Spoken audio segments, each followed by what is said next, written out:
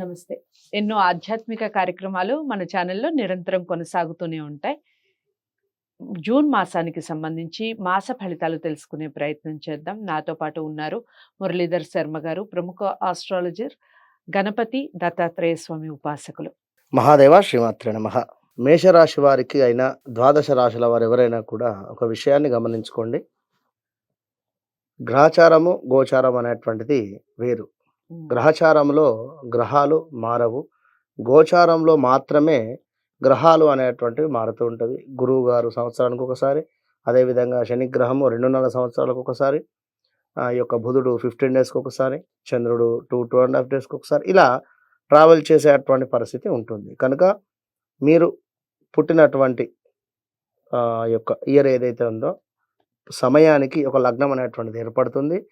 ఆ లగ్నాన్ని బేస్ చేసుకొని లగ్నము, దాని తర్వాత ఒక 12 చక్రాస్ అనేటువంటివి ఏర్పడుతుంది. అందులో ఉండేటువంటి గ్రహస్థితి, నడిచేటువంటి దశ, అంతర్దశలు, భుక్తిను ఆధారంగా చేసుకొని మీకు ఎలాంటి పరిస్థితి ఉంది అనేటువంటిది ఇది 100లో 99% మీకు సెట్ అవుతుంది. మరి మాకు డేట్ ఆఫ్ బర్త్ లేదు, లేదా మాకు సమయం గుర్తులేదు, మరొకటి లేదు అని అనుకునేటువంటి వారికి ఈ గోచార రీత్యా చెప్పేటువంటివి మీకు ఒక 35 to 40% మాత్రమే సెట్ అవుతుంది అనేటువంటి విషయాన్ని మీరు గమనించుకోండి. ఎందుకు అంటే ఇప్పుడు వెనుకటి కాలంలో ఖచ్చితంగా కూడా ఫలానా సమయంలో అబ్బాయి కానీ అమ్మాయి కానీ జన్మించింది అంటే ఏం జన్మనామం వచ్చింది, ఏ అక్షరాల మీద పేరు పెట్టాలి, ఫలానా అక్షరాల మీద పేరు, అంతే. అలా ఆ విధంగానే పెట్టేటువంటి వారు. ఇప్పుడు ఆ విధంగా లేదు. ఇష్టం వచ్చినటువంటి పేర్లు పెట్టడం జరుగుతూ ఉంటుంది. జన్మనామం వేరే ఉంది, వీరి యొక్క మన జన్మనామం వేరే ఉంటుంది, నామ నక్షత్రం వేరే ఉంటుంది. విన్నరా?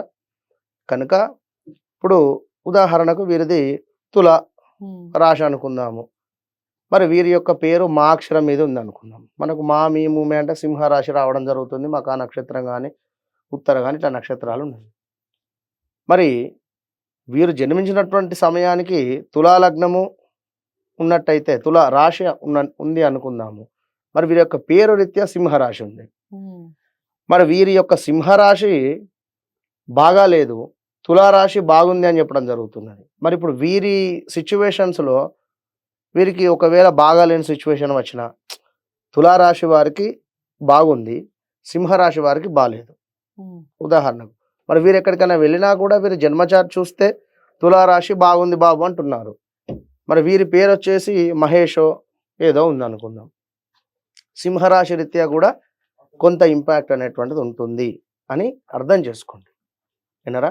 ఒక కేవలము మాది తులారాశి లేదా మాది ఫలానా కర్కాటక రాశి బాగుంది అంటే కుదరదు. డేట్ ఆఫ్ బర్త్, పుట్టిన సమయంలో ఏర్పడేటువంటి లగ్నాన్ని బేస్ చేసుకోవాలి. దశలు, అంతర్దశలు చూసుకోవాలి. ఎట్ ద సేమ్ టైం మీ పేరు ప్రకారం ఏదైతే ఉందో, మీ నామ నక్షత్రం ఏదైతే ఉందో దానికి ఈ యొక్క జన్మ నక్షత్రము, ఈ యొక్క జన్మనామము సెట్ అయ్యిందా అనేటువంటిది మాత్రము చూసుకొని ముందుకు వెళ్ళండి. గురుగారి తదుపరి రాశి సింహరాశి. సింహరాశి వారికి ఏ విధంగా ఉందండి ఈ జూన్ మాసం అనేది? తప్పకుండా అమ్మా. సింహరాశి వారు అంటేనే ఎంతో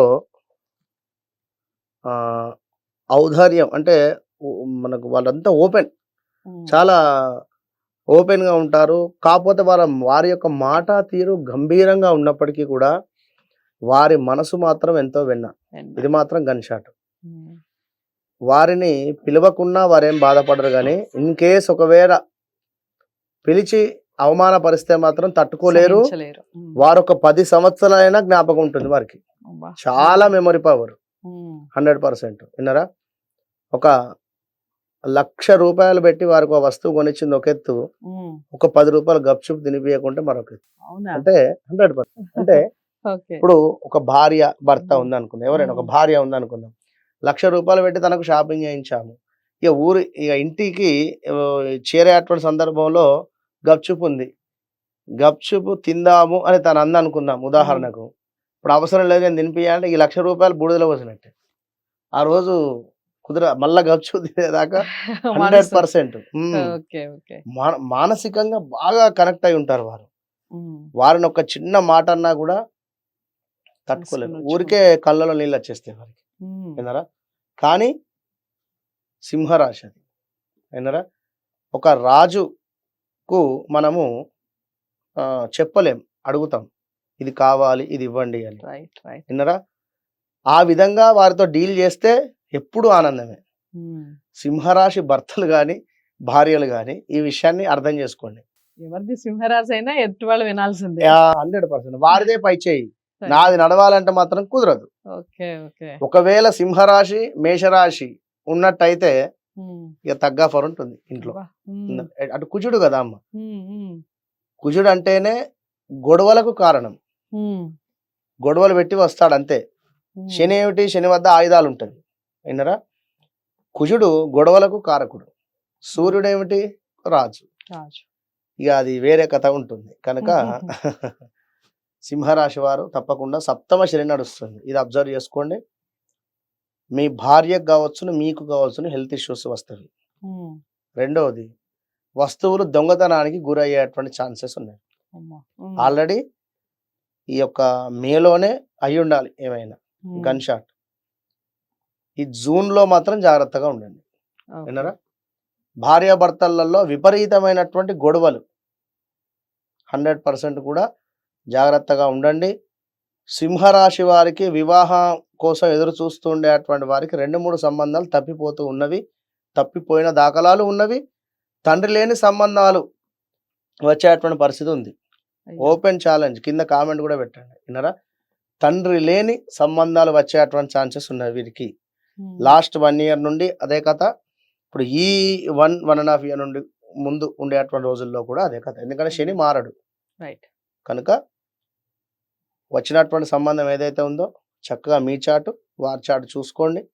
సప్తమ స్థానాలలో ఏమైనా ఇబ్బందులు ఉన్నవా, సప్తమ స్థానాధిపతి సూర్యునితో కలిసి ఉన్నాడా, ఇలా ఏమైనా కొన్ని గ్రహాలతో కలిసి ఉంటే కొంచెము ఇబ్బందికరంగా అది చూసుకొని ముందుకు వెళ్ళండి. ఏదో గబగబా వివాహం అవ్వటం లేదు అని చెప్పి వివాహం చేసి, వివాహం అయిన తర్వాత పిల్లలు అవటం లేదు అని చెప్పి పిల్లలైన తర్వాత ఇబ్బంది.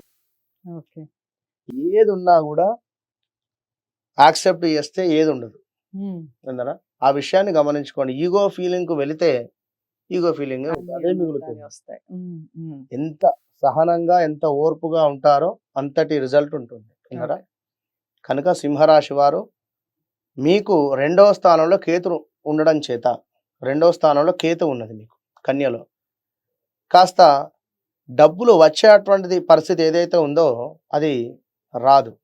అంటే ఇప్పుడు ఇప్పుడు ఎలా అంటే ఇప్పుడు నెల సంబంధిత ప్రతి నెలలో ఇంత అమౌంట్ వస్తూ ఉంటుంది గత కొంతకాలంగా, అది నెలసరి ఆదాయం మీద ఇంపాక్ట్ చూపించేటువంటి పరిస్థితి ఉంది. ఎగ్జాక్ట్లీ శని మీ ఇంటినే చూస్తూ ఉన్నాడు. కనుక జాగ్రత్తగా ఉండండి. మీకు హెల్త్ రిలేటెడ్ ఇబ్బందులు వచ్చేటువంటి పరిస్థితి ఉంది. ఇంకా కుజుడు కూడా మీ యొక్క 12వ స్థానాన్ని చూస్తున్నాడు. కనుక ఏ రకంగా చూసినా హెల్త్ ఇష్యూస్ అయితే ఉన్నది. సింహరాశి వారు చాలా జాగ్రత్తగా ఉండండి. ఇక ఉద్యోగం విషయంలో ఆల్రెడీ మీరు మంచి ఉద్యోగం చేస్తున్నారు, ఇది మీరు యాక్సెప్ట్ చేయండి. ఈ ఉద్యోగం లేని రోజులు ఉన్నవి. ఈ ఉద్యోగం లేని సందర్భంలో ఇప్పుడు ఒక వద్ద 50,000 వస్తూ ఉన్నవి, 25,000కో 30,000కో జాబ్ చేస్తున్నారు ఎక్కడో. ఇప్పుడు 50,000 నేను ఇంకా ముందుకు వెళ్ళాలి, వద్దు, ఈ ఇయర్ ఆగండి, ఈ నెల ఆగండి. ఓకే. ఎందుకంటే వీరికి ఒక నేను వేరే జాబ్లో వెళ్తే బాగుంటుందేమో ఒక ఊహ బాగుంటుంది, ఊహించుకోవడం అది అవసరం లేదు. ఉన్న జాబే మీకు శ్రీరామ రక్షగా ఉండండి.